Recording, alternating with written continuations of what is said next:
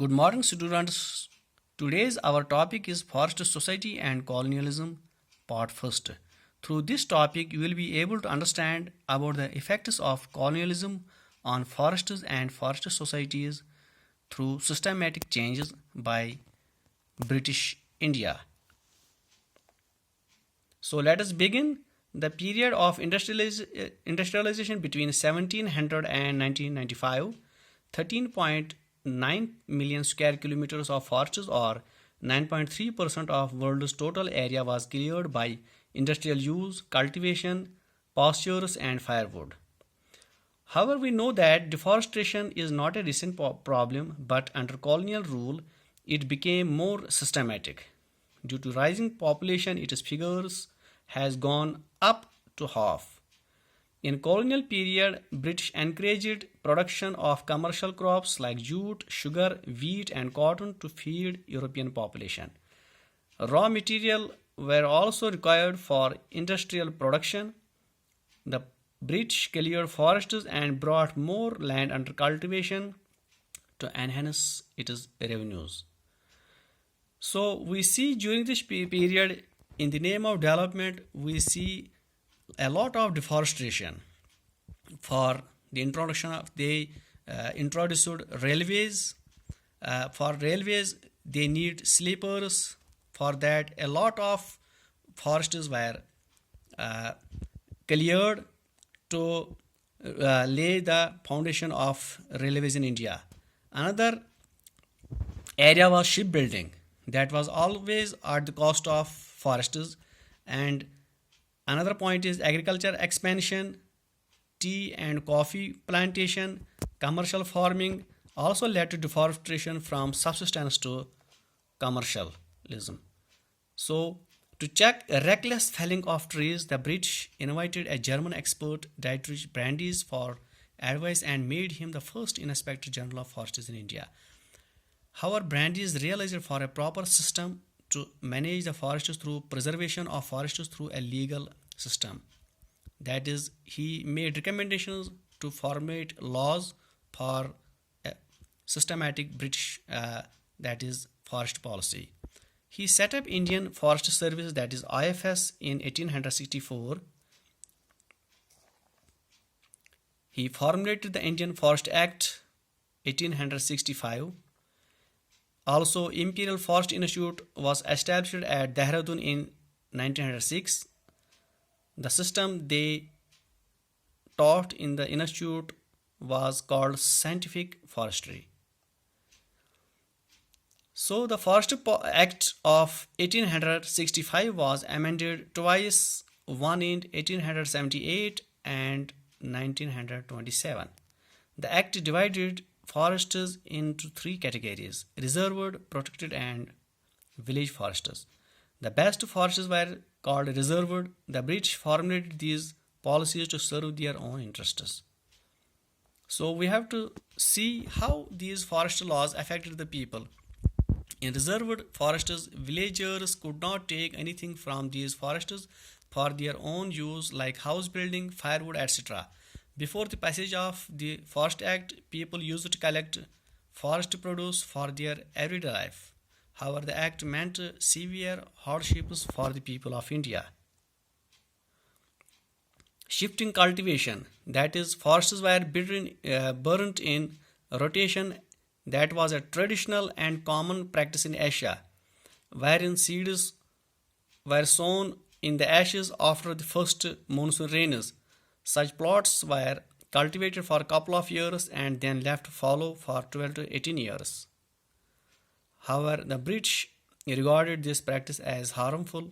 The area after a few years could not grow trees for railway timber and added danger of flames in the forests.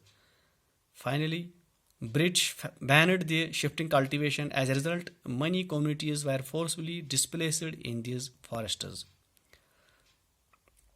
So we have to see how forest policies affected cultivation. We have already uh, gone through this about the forest rights, that people living in the forest areas have certain rights.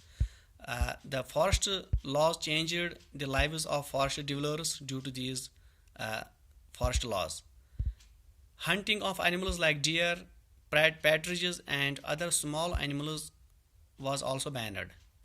If somebody would violate these laws, were severely punished. British saw large animals as a sign of wild, primitive, and savage society, and believed by killing dangerous animals would civilize India. They gave rewards for killing of animals. From 1875 to 1925, 80,000 tigers, 1,50,000 leopard, and other animals were killed for reward. A British administrator, George Yule, alone killed 400 tigers.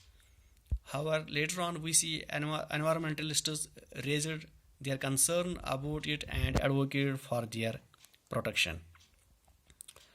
So, despite all these, we see some new trades, employment, and services during this period, although a large number of people have lost their livelihood. Due to forest laws, many lost their livelihood, but some people benefited from new opportunities. Those who lost their livelihood started trading in forest products like rubber, bamboo, spices, gum, cocoons. But it must be mentioned here that this trade was not new to the people in India. However, the trade was regulated by the government, which was another negative, had also negative impact on the people of India, and particularly those who were living in forests. And so, in view of these circumstances, people started rebellions in forests. In Madras Presidency, nomadic communities lost their livelihood. Some of them began to be called criminal tribes. Due to forest laws, leaders like Sidhu and Kannu in the Santhal Parganas, Birsa Munda of Chotanagpur of Aluri, Sitarama Raju of Andhra Pradesh started rebellion against the British. The fears of people in Bastar. Due to the forest laws, the people of Bastar, southernmost part of the Chhattisgarh and borders Andhra Pradesh, Orissa, and Maharashtra were very worried. People began to gather and discuss these issues in villages, councils, and to invite attention of people for a rebellion. Bazaars, houses of officials were looted, burnt, and grains were distributed, but the rebels were suppressed by the British. So, by this, we come to know that due to the forest policies, a large number of people in forests have suffered a lot due to certain laws, certain restrictions that were put by the British government on the people, by which we saw a lot of changes were made in the forest societies, and by which a large number of people have lost their livelihood. As a result, due to these systematic changes, we see